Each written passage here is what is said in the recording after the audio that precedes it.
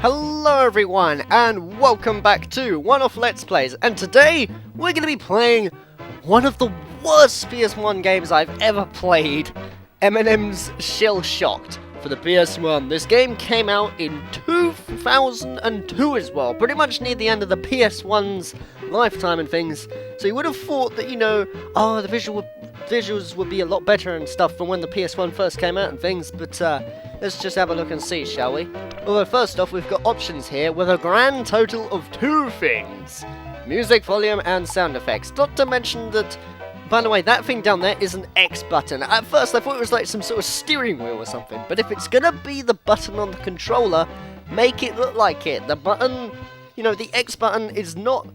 It doesn't have a blue and black circle with a bulgy yellow X. It's just a simple button. Why make that complicated, I don't know, it just ticks me off, I find, but still. But yeah, this is Eminem's Shell Shocked and things, and the reason why it's the worst PS1 game I've ever played, pretty much, is, well, we're gonna see in a minute or so. First off with this cutscene. Well, my yellow fellow, it's time these M&Ms had a little R&R. R&R? Is that a new candy? Are we being phased out? We are going on vacation. Come on. One last thing before we arrivederci. Who did you leave in charge of the candy factory? Hello? It's what? They what? And what? You're turning red. Repeat after me. I did not leave the M&M's Minis in charge of the candy factory. Has your chocolate melted? Have you gone completely nuts? Well, the minis aren't that bad. All they need is a chance.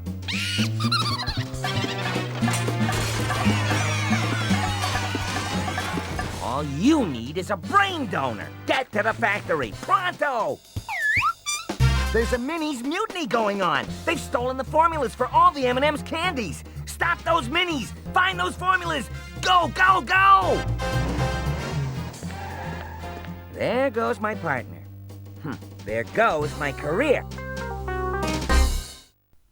Yep, so that's pretty much the plot to this and things, and this is an official licensed product for an M&M's game. Literally, it says that on the box. I'm reading it right now. Official licensed product made by Joe Wood Productions, and my god, it's terrible. Still. Also, these are the load screens, by the way. I swear, these are around the same, or maybe more, than Sonic 06's loading screens. I mean, look, even just through talking like this, I've looked at the box and done everything. It is still loading. And when it loads and stuff, you basically have this sort of level. Although one thing that really annoys me or so is that the volume, for when you hit the boxes and that, are just so freaking loud and obnoxious, It's just annoying, I find, basically. Because this game, in case you can't tell already, it rips off Crash Bandicoot. You got boxes that you break, you get lives and things, and especially later on in that, you'll see where the Bandicoot really comes into play and why it's pretty much a clone of the game, really. I don't know, it's just, I always hate this noise, and just, oh my god, there's something wrong with this game, already, and it's the first level. That's a bad thing, really. When you play a game, the first level has to be somewhat good, because you need to get sucked into it, to enjoy the experience. And if you can't even enjoy the first level, then how are you going to enjoy the later ones after that and things? But still. It's just this noise, just when you hear it and things. You think, couldn't they have come up with like a better soundbite or something to use when you hit the boxes that wasn't this loud and stupid, really? I mean, imagine if Crash Bandicoot had that every time you broke a box in the first Crash Bandicoot game, huh? It wouldn't sound right, would it? And that's pretty much what it's like here and things. Also, it's hard to commentate over sometimes because it's so flipping loud as well. I mean, it's probably not too loud in that after turning it down after editing things, but my god, when you're just playing it in your spare time, that's all the noise you're going to hear, and believe me, that noise will never leave your head, ever. The moment you hear that, that's it, it's going to be stuck. But still. Also, in case you can't tell now, I already have like 10 lives, as for some reason, I don't know why, but whenever you like break a box, like you get given like all these things. I mean, that makes sense and stuff like that. But when you break the blue ones, look how much you get. Ready? Okay, so that's one blue thing. Okay, look at how much of these things I'm getting. So much that I got like 2 lives within like 5 seconds or so. You know, just those blue boxes are so over the top. I think they just randomly placed boxes all over the place. Like they didn't even think. We'll limit the boxes or so, just so then the lives aren't going to go over the shop. Nah, let's just throw the boxes everywhere in these random patterns and it doesn't matter. And in the end, you make it through the whole, you know, first segment of the game, the driving bit, with like 40 lives. It's ridiculous, you know? It's just, this game makes no sense when it comes to balance or anything. Also, another thing I don't get, but this is like common with some PS1 games, I don't understand like how some of the soundtracks and that, you know, some of them are good and stuff, but they sound really compressed in places. Like for instance, you know, Spider-Man 2000, that game for the PS1 and things. Its soundtrack is awesome. Don't get me wrong, I love Spider-Man's soundtrack on, you know, the N64 and PS1 and things. But it sounds really compressed compared to other games. In fact, even older games like Rayman for the PS1, which was a game back in the 90s and stuff, you know, it has higher quality in things.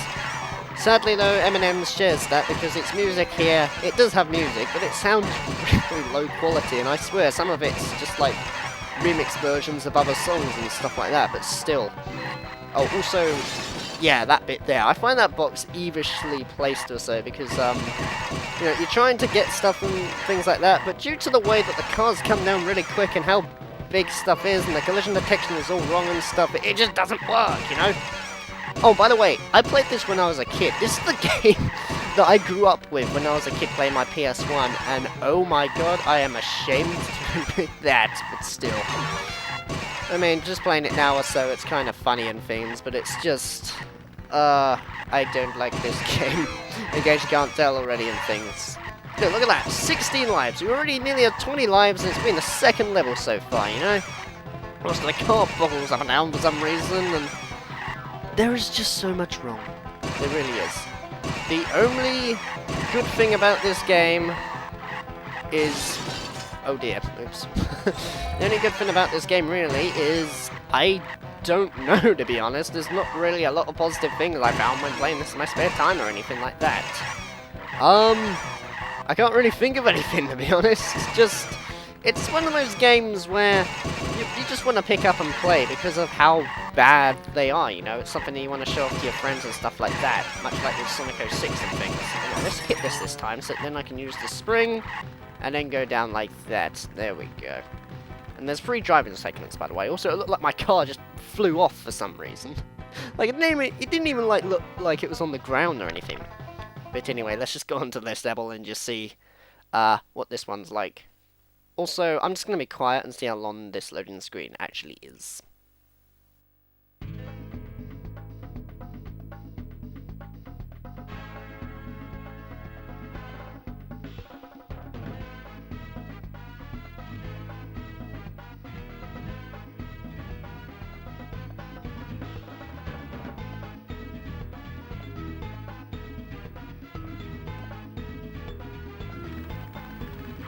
Wow, I was silent for a bit of a while right there and things, but still. Also, those cows are freaking like gigantic, I might say. Although, just, you know, earlier when I was saying this game was out in like 2002 and stuff, you know, it's just weird how these graphics on that. Crash Bandicoot, way back from like 1996 or 1995, I think it was anyway, looks better than this game, which came out in 2002. Well, but this game came out pretty much the same time as other PS1 monstrosities, like Santa Claus Saves the Earth, you know? 2002 just must have been not a very good time for the PS1, really. I guess the thing just started to die out and stuff, the PS2 came out, and then everybody just gave up trying to make good games for it in the end. With this game being a good example of that, but still. Oh, god damn. What's that noise? That noise! I know I'm on about it so much and things, but just, oh my god, it does get on your wick after a while.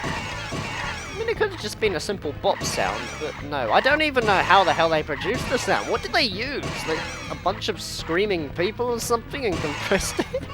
I really am not too sure, to be honest, but still. Oh, no, I actually know one good thing about this. There is a good thing about this game. The FMV cutscenes are actually pretty good. I'll admit, they're pretty good for PS1. Really, I feel like I'm watching the DVD half the time, really. I think they came out pretty well. The sound also is pretty good. So that makes no sense either. Like, the voice acting sounds better than the music in the game. It's more high quality than the actual soundtrack. What's the logic behind this? I have no clue. Here goes nothing. Wait, little friend. Maybe it's time to ask who's the best candy for the job. Maybe this calls for the ringer, the top gun, the go-to guy. Nah, you're right. You go. Wish me luck. Miracles happen every single day. They do. We're dead. Yeah, that's what I mean. Stuff like the voice acting isn't really that bad either, to be honest.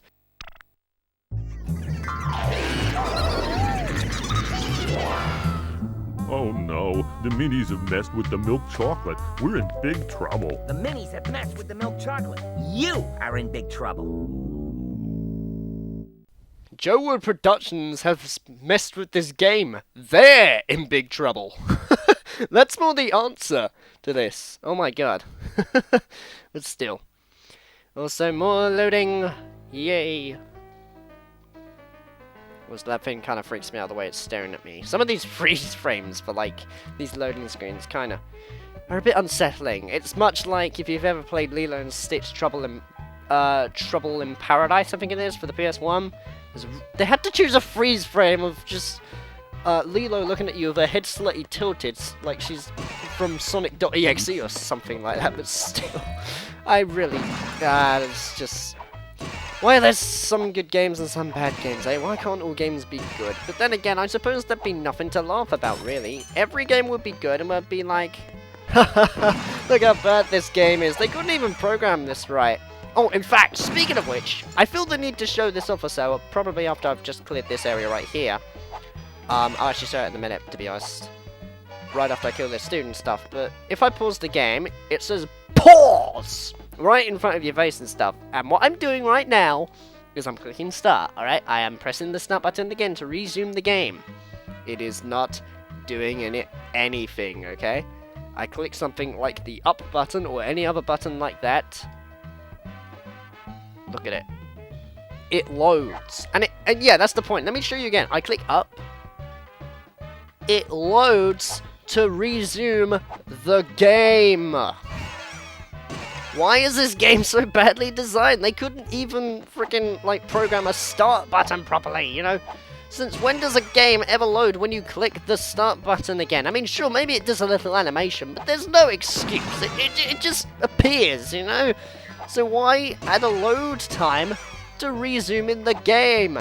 In fact, why even ruin it to where you have to click the X button or something to resume it and not start? That's usually what you would do, you know? I mean, X button sure makes sense, because it might say something like continue, but it doesn't. It just says pause! Oh, man. Although there are power-ups in this game and things, where when you collect them and stuff, like the one down in the corner and that I collected there and stuff, that's basically a shield where if you take hits and that you're not going to die and things, because this is like... This is basically Crash Bandicoot, as you can see. You're breaking boxes and stuff, and you have one-hit kills. So there's no Aku-Akus or anything like that. I guess we just have like these strange shield things at the bottom right corner. I'm going to be playing upload to the first boss, I reckon, and then that will do it. Because, I mean, that's as far as I'm going to go in this game. And there's 8 bosses, believe it or not, in this game, surprisingly. It's actually not the most longest game in the world, but it's still a lot lengthier than what I thought it would be and stuff like that, but still. Also, the thing that he says when he just dies is just weird. Pretty much, your main enemy in this game is enemies and chocolate. Which makes sense, I suppose. I mean, they're sweets and stuff like that, but still, just... you know, I don't enjoy, like, playing through this game and things. It's not one that I think, oh my god, it's so bad, it's funny. It's just an embarrassment, really, to, you know, what the PS1 started to become, pretty much, like, at the end of its lifetime and things. I believe, though, there were some good games for it at the when it was pretty much on the way out, before the PS2 came along and stuff like that, but still, just, you know, games like this and Santa Claus 6 Saves the Earth, yeah, it just disgraces me. I really don't know what else there is to say about this, though. This is why I would do this as a one-off, really, because, I mean, sure, it's got, like, a story and things, but I don't really enjoy the game, because it's, like, one of the worst PS1 games I've ever played, so, you know. Although, another worst PS1 game, blimmin' words, another really bad PS1 game that I've played has to be... Oops. Uh-oh. Oh dear, oops. It has to be, what's it? Lion and the King. I might show that off actually one day. Yes, there is a Disney game called Lion and the King. Not Lion King, Lion and the King. And all it is basically, if you've seen Cadicris's episode of Dalmatians 3, it's basically that, but with Lion King characters, and if you ask me, it's even worse. Well, pretty much the same, really, but then again, I mean, Dalmatians 3 was on the PS2, for God's sake, you know? At least, with Lion and the King and that, it was for the PS1, but the fact that the PS2 did not even have, like, any physical improvement on graphics or anything like that is just, it's weird. Anyway, how long of this have we got left and things? As we have, like, 32 lives. That's what I mean. I swear, I started with like 3, and I've got like 32 so far. You shouldn't really get that amount of lives, you know? It reminds me of pretty much the Act 2 of, what was it? I think it was Carnival... It wasn't Carnival Night Zone, but you know Sonic the Hedgehog 4 Episode 1? You know that weird casino place? Act 2? There was one where you get like a whole bunch of cards, pretty much. And that was... the area that everybody went to when you had to farm for lives, because you could just get so many lives in that level, and it was ridiculous. All you had to do was plow through a whole bunch of cards and stuff, and that's it. You would have, like, tons of lives by the end of it. So much that on my actual data now, I have, like, nearly 200, 300 lives, I think, for just doing that stage countless times. So, you know, that's something at the end of the day. Anyway, let's see what we're going to get out of this. Oh wait, we don't really get anything, fair enough, so let's just go on to the next one. There are extra levels that you can do, like little bonus stages, but I don't know how to get them, and some of them are just pointless anyway. Like, I was doing one earlier on this game, because I was practicing this game beforehand, really, and there was a segment where I jumped onto a platform and it kept killing me, so the only way I had to get over that was by holding down the X button to continuously jump. If you just land onto the platform, suddenly it kills you and things, because the collision detection in this game makes no goddamn sense, that's for sure. I do find it quite hilarious, though, the fact that of how over the top, like I was saying earlier, with how much stuff you're given when you break a blue box and things. Like, it's not even when you kill an enemy, it's when you break this single blue box. Pretty much, you know, if you're gonna break a blue box, you're gonna get an extra life. Like here, see? And then another one probably in a minute or so, since I already have 80, like, within a couple of seconds. You know, I don't even know if I've got a game over in this game, to be honest, because you get given so much lives, it's pretty much utterly impossible to get a game over, unless you just kill yourself, Oops. you know, Uh-oh. like, not accidentally, but just on purpose. Oh boy, and every time you die and stuff, it always loads you back here. It doesn't really forgive you much for checkpoints, this game. And this is an M&M's game, goddammit. Whoa, holy crap, Jesus Christ, that was actually pretty satisfying. When you can rank combos and stuff like that, but still. Although, honestly, even though I played this as a kid, I actually got pretty far. I think I got to the final boss on this game, surprisingly. Oops. So, I don't know what the hell I was doing with my life as a kid back then. But, anyway, it's funny looking back at it now, realizing what games I used to play, and now playing them as an adult, I can now think, what? I'm thinking, oh my god, there are better games, why was I not playing those? On the bright side, though, even though I did play this game as a kid, I at least played the Crash Bandicoot games. You know, I played the proper version of what this game copied, pretty much. From 1 to 3. Except I always played them like in a weird order.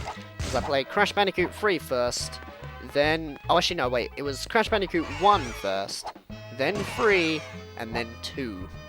You know, a bit of an odd order, pretty much like when I played the Sonic Advance series. It went 2, 3, then 1. I didn't really play games in chronological order for some reason, whereas nowadays I always do that. Like, for instance, if I'm going to play Kingdom Hearts, it's going to be Kingdom Hearts 1, then Kingdom Hearts 2. And maybe even Kingdom Hearts 3 coming out for the PS4 and stuff.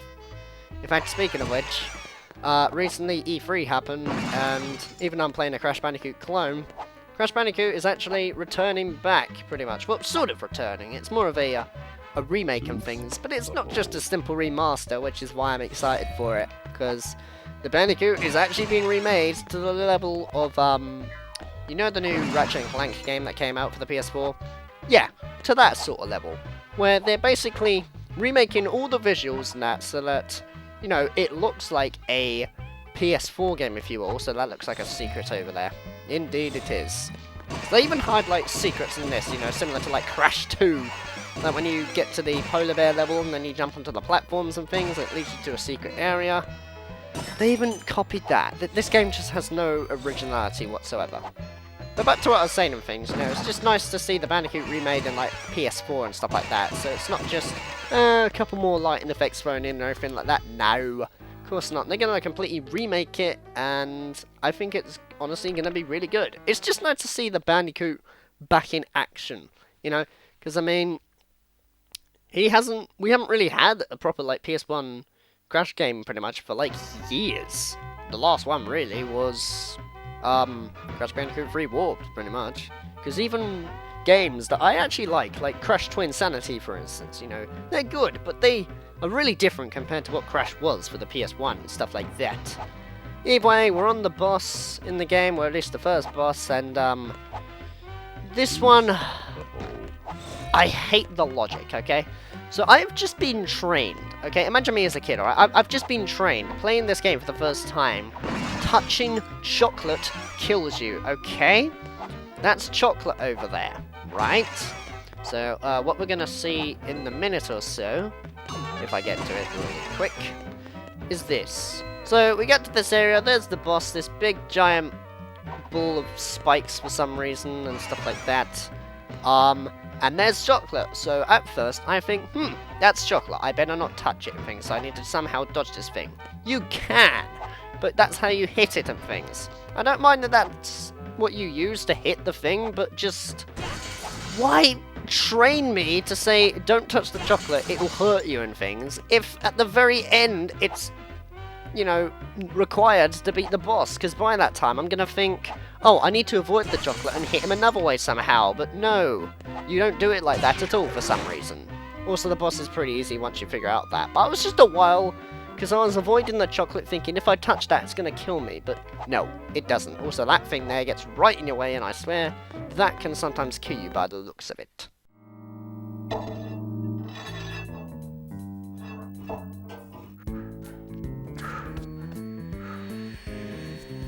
Whoa! Oh no! It's Big Boss Cam! Sir, I did a terrible thing. I left the minis in charge of the factory. He delegated, the hallmark of a confident manager. They're turning the whole place upside down. A chance to review our emergency plans. I don't know what to do. Please help me. Oh, please. Today's manager can admit that he doesn't have all the answers. I'm a big, huge, yellow goofball. He's a big, huge, yellow goofball. So, hot enough for you?